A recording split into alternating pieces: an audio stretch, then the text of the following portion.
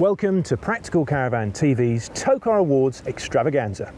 We're here in Woburn Abbey's beautiful sculpture gallery to discover the identity of this year's winners in what is, would you believe, the 11th year of the Tow Car Awards.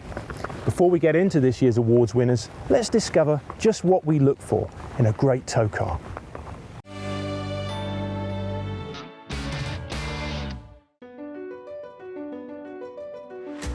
We're looking for Britain's best tow car. It should be stable on the motorway and in an emergency. The best tow cars should be powerful enough to tow any suitably matched caravan. They should be practical, roomy enough for a fortnight's family holiday. And they should be great to drive every day too. We're looking for cars that combine value, comfort and safety. In fact, we want the lot. This year's best tow car has a decade of great cars to live up to. So, which is it going to be? We start with cars weighing up to 1,400 kilos. By and large, this year's lightest cars were a talented bunch, with estate cars taking on budget SUVs and small hatchbacks. These three cars made the final shortlist: the Honda HR-V, the Skoda Octavia Estate, and the Volkswagen Golf. Now, any of these cars would have made a worthy winner, but for its stability at speed, its spacious cabin, and its value for money, one car edged out the rest. Our new class champion is the Skoda Octavia Estate. Which do you prefer, the Skoda Octavia's old headlight design or the new one?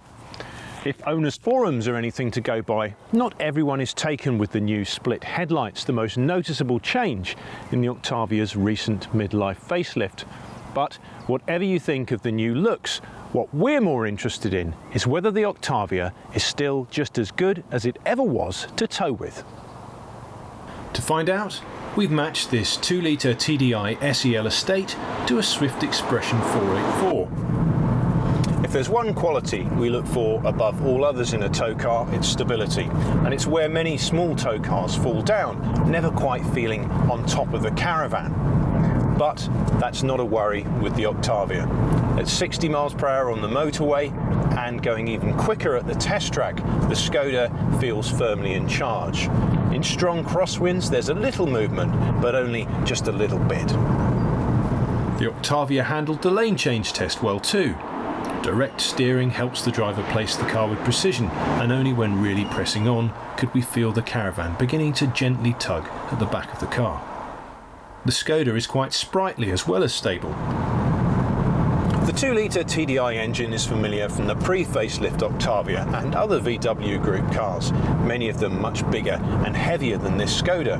So it's no surprise that in a light car towing a relatively light caravan, it performs well. Accelerating from 30 to 60 miles per hour towing the Expression takes 10.7 seconds. So, it's a stable tow car with enough pulling power to cope with any sensibly matched caravan. But what really separates the Skoda from the competition is the spacious interior. The standard of finish is high, and there's more legroom in the back than you'll find in the Octavia's rivals. The boot is huge too, seats up or down. Plenty of bigger and more expensive estate cars can't match the Octavia for luggage space. You know, I'm still not sure about those headlights, but what really matters is that the Octavia is a really capable tow car. It's stable at speed, and the 2-litre diesel engine is more than capable of pulling any sensibly matched tourer. What's more, the Octavia is exceptionally practical, with lots of room for passengers and for their luggage.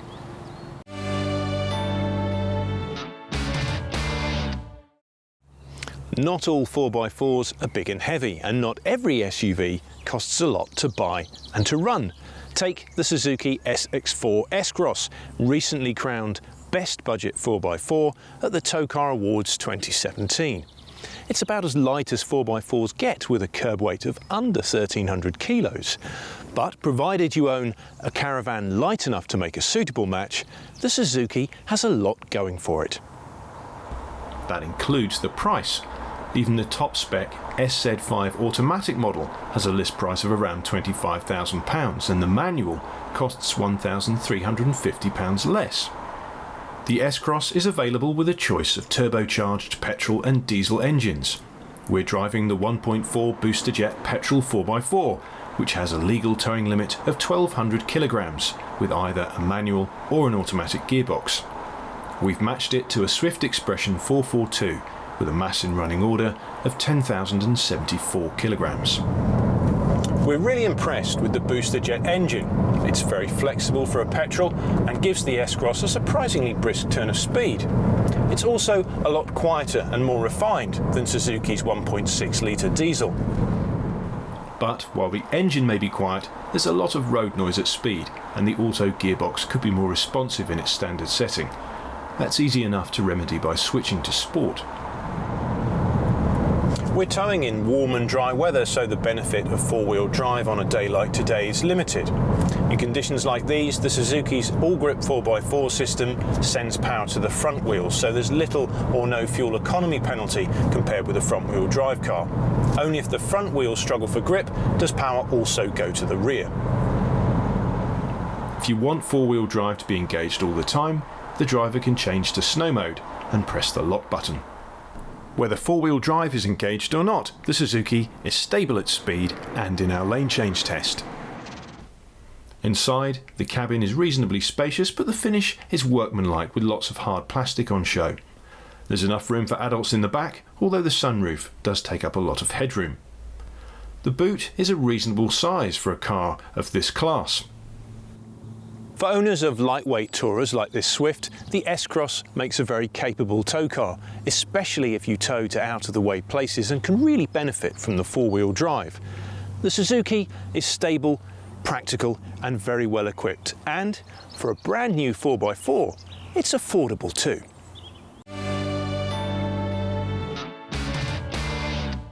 Now we move up to the weight class for 1,400 to 1,549 kilogram cars. From a small but competitive field, these three cars fought for the prize. The Skoda Superb Hatch, the SsangYong Tivoli XLV and the Toyota CHR. Three very different cars with very different talents, but only one was great to tow with, hugely roomy and keenly priced. In fact, this car picks up not one but two prizes, because it's also won our Fuel Economy Award for 2017. The double winner is the Skoda Superb Hatch. The first thing to notice about the new Skoda Superb is just how big it is. On the outside, it's similar in size to many executive saloons, but on the inside, it offers limo-like rear seat space. But don't just take my word for it. Come and have a look for yourself. Now, I'm 6'3", and the driver's seat has been set up for me to drive comfortably. And just look how much space I've got. I'm struggling to think of another £22,000 family hatchback that's anything like this roomy. So, it's clearly a very practical car. Now let's find out how well the Superb tows. Despite its generous dimensions, the Superb is quite a light car. Our 150 PS 2-litre diesel has a curb weight of 1,485 kilos, including 75 kilograms for the driver. That gives an 85% match figure of 1,262 kilos. We match the car to a Swift Expression weighing 1,325 kilograms. It may be quite light for a car of its size, but that hasn't compromised the Superb's ability to tow. It's very windy today and I can see the Caravan moving from side to side in the mirrors, but there have been no nervous moments. The Superb had no trouble in the lane change test either. Despite a damp track and blustery winds, the manoeuvre was impressively undramatic, which is just the way we like it. In both towing and solo driving, we found comfort and stability to be best with the optional dynamic chassis control in normal mode. Comfort was too soft and sport too fidgety. There are more powerful engine options than the 150 PS diesel, but it has plenty of pulling power for towing any sensibly matched Caravan. In fact, at times it almost feels too strong for its own good. In wet weather, with the weight of a Caravan on the back, it's easy to spin the front wheels if you pull away from a junction too quickly. Use a gentle right foot and you can expect impressive fuel economy. The official combined figure is 68.9 mpg.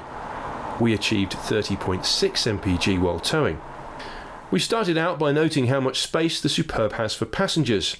It's just as accommodating of luggage. It's hard to find any really big chinks in the Superb's armour.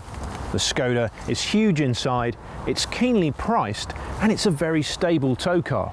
It could do with being a little bit heavier for matching purposes, but otherwise the Superb lives up to its name.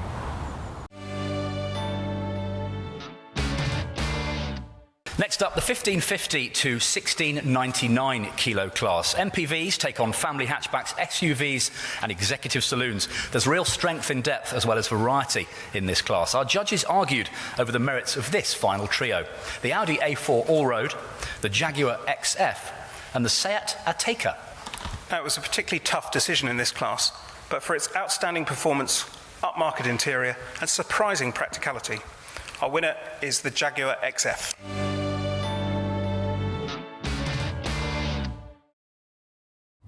The new generation Jaguar XF has had less attention than its little brother, the XE, but as a tow car, it has the better credentials. It's got a much higher curb weight, a more practical boot, and a roomier cabin. We've been towing with the 180 PS diesel. With a curb weight of 1,595 kilograms, it has an 85% match figure of 1,356 kilos. For our test drive, we matched the Jag to a Swift Challenger 590 with a mass in running order of just over 1,400 kilograms. The Jaguar has no trouble towing a Caravan of that size and weight. Healthy top-end power helps, but it's the car's mid-range pull that really counts.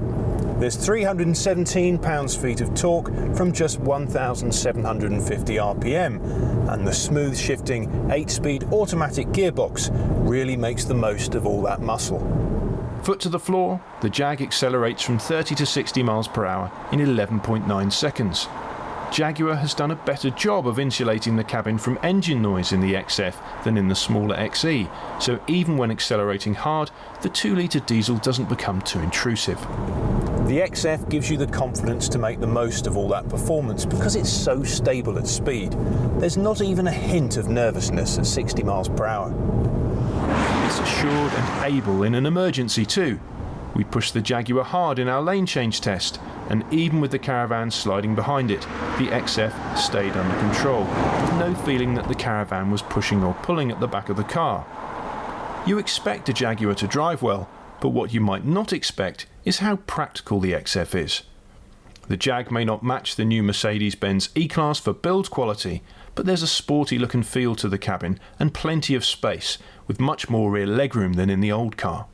Boot space is reasonably generous too, with a 540 litre capacity for cars with a puncture repair kit, dropping to 505 litres with a space saver spare. So, it's quick, stable and great to drive with or without a Caravan in tow. Quite simply, the Jaguar XF is a brilliant tow car and a worthy winner of its class at the 2016 Tow Car Awards.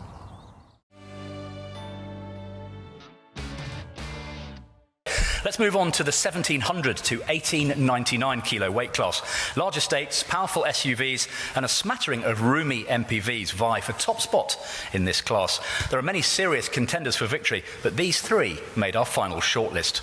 The Jaguar F-Pace, the Mercedes-Benz E-Class Estate and the Volkswagen Tiguan. These three cars all towed well, as you might expect, but one stood out above the rest. Exceptionally stable at speed and in emergency manoeuvres, swift with a Caravan in tow, and roomy and luxurious inside, our winner is the Jaguar F-Pace. The F-Pace may be Jaguar's first ever SUV, but it's clearly a car many buyers have been waiting for. It's become the fastest selling model in Jaguar's history. So, should caravanners take their place in that queue? It certainly has the heft and the power to make a serious tow car. The 3-litre diesel S we're driving weighs just shy of 1,900 kilos, with an engine putting out 296 bhp and 516 pounds-feet of torque. There are also 2-litre diesels and a 3-litre supercharged petrol. We've matched the Jaguar to a Swift Conqueror 645 with an unladen weight of 1,615 kilograms, an 86% match for the Jaguar. The engine's effortless muscle is what first grabs you when towing with the F-Pace. There's so much mid-range pulling power that there's rarely any need to rev the engine hard. In fact, some cars would struggle to keep up with the F-Pace's acceleration without a Caravan in tow. That kind of speed wouldn't count for much if the F-Pace wasn't a stable tow car, but it takes towing in its stride, even when pushed hard through emergency manoeuvres like our lane change test. The F-Pace changed direction quickly, with plentiful grip, and even when the Caravan started to move around behind it, the Jaguar stayed on course. At speed, the Jaguar is unflustered and in control. Towing at 60 miles per hour doesn't feel very quick at all in the Jag, although a little less road noise would make long journeys more peaceful. Road noise aside, the cabin is a very pleasant place to spend your time. The dashboard design is sporty and attractive, although the Jaguar's quality of finish doesn't quite match that of a Mercedes-Benz GLC, and if we're being picky, the touchscreen infotainment system looks dated. On the plus side, there's lots of space inside. The F-Pace is strictly a 5-seater. Jaguar Land Rover has the Discovery Sport for customers wanting 7 seats. But without the need to shoehorn in a third row, Jaguar has been able to provide lots of rear legroom. Even tall adults should be happy, although the stout transmission tunnel gets in the way if travelling with 3 sat in the back. Luggage room is another strength. In fact, there's enough boot space for the F-Pace to make a viable alternative to an upmarket estate car. The 650 litre capacity increases to 1,740 litres with the seats folded. For most buyers, the less expensive 2-litre diesel models will make more sense. But for those with deep enough pockets, the 3-litre diesel F-Pace is a superb car. It's exciting to drive, practical, and it makes an extremely stable and quick tow car.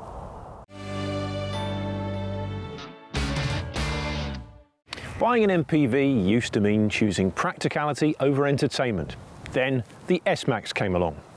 Ford's 7-seater showed that just because you want space for your kids' 5-a-side football team, you don't necessarily want to own a car that's boring to drive or to look at.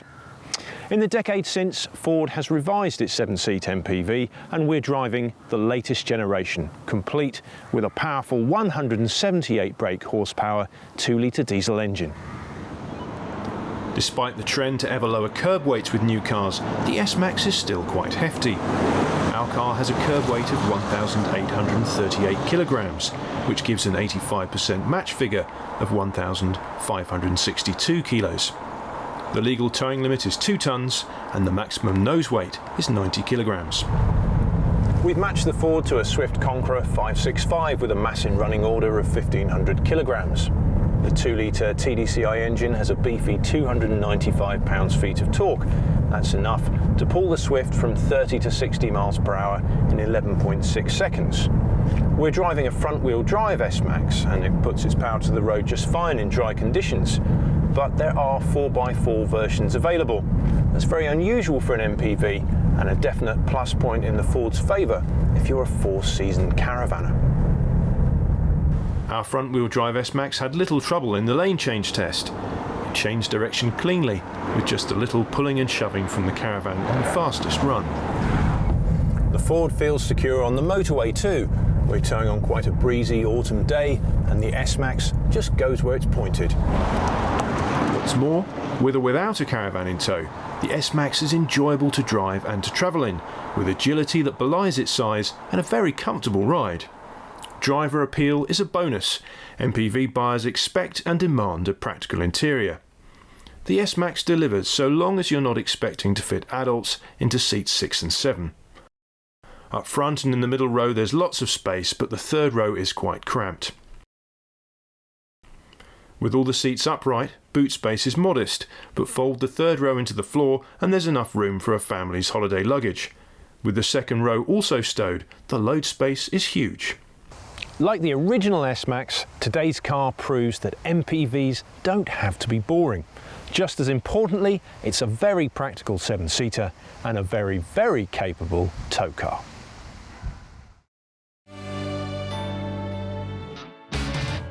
Now, pickups have had a bit of a mixed record at the Tow Car Awards, but our winner shows how well the very best of these vehicles can tow.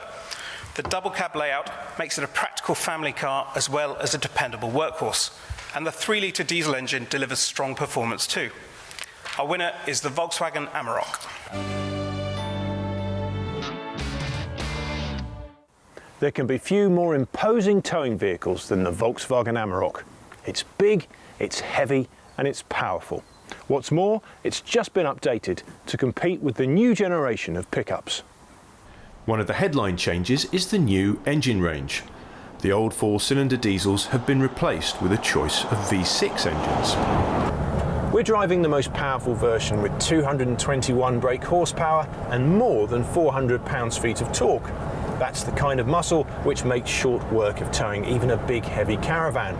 The Swift behind us has an unladen weight of 1,700 kilos, but the Amarok can tow it from 30 to 60 miles per hour in just 10.3 seconds. In the lane change test, the Amarok put in a solid shift. The harder we pushed, the more we could feel the caravan tugging at the back of the vehicle, but the Tourer never pulled the VW offline. In normal towing, the Amarok feels stable, as it should do, with a curb weight of well over 2 tonnes. However, once in a while, when slowing down from high speeds, we could feel a little bit of movement.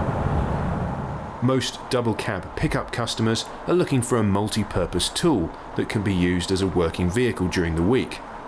Small business owners will be pleased to know that the Amarok has a payload of over a tonne, and that the load bay is large enough to comfortably fit a Euro pallet between the wheel arches.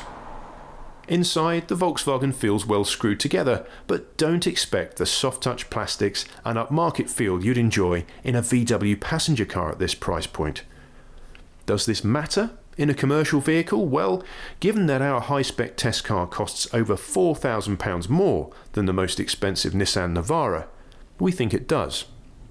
The width of the car means 3 should be able to sit comfortably in the back, and there's only a small transmission tunnel. You can't fault the Amarok's brawn, and its high curb weight makes it a sensible match for just about any Tourer. But pickups from the likes of Mitsubishi and Nissan are better value for money.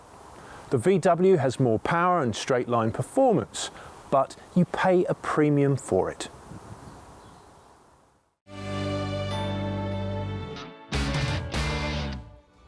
So, a really strong field for this year, but there can only be one overall winner, and that car is the Land Rover Discovery.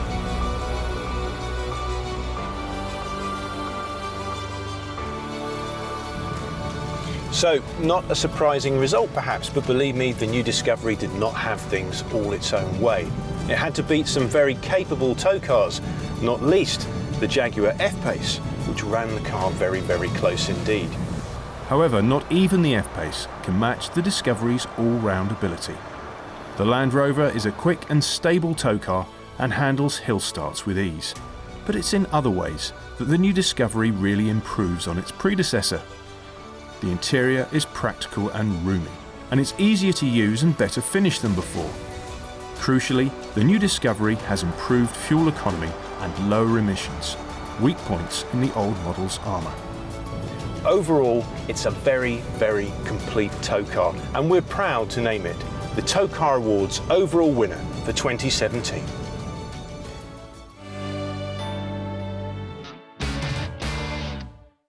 That just about wraps things up from the Tow Car Awards 2017. Hopefully, if you're in the market for a new tow car, you've found something to tempt you from among this year's winners. Alistair will be back next time, but in the meantime, do keep up with us on Facebook and Twitter. But for now, it's goodbye from me here at Woburn Abbey.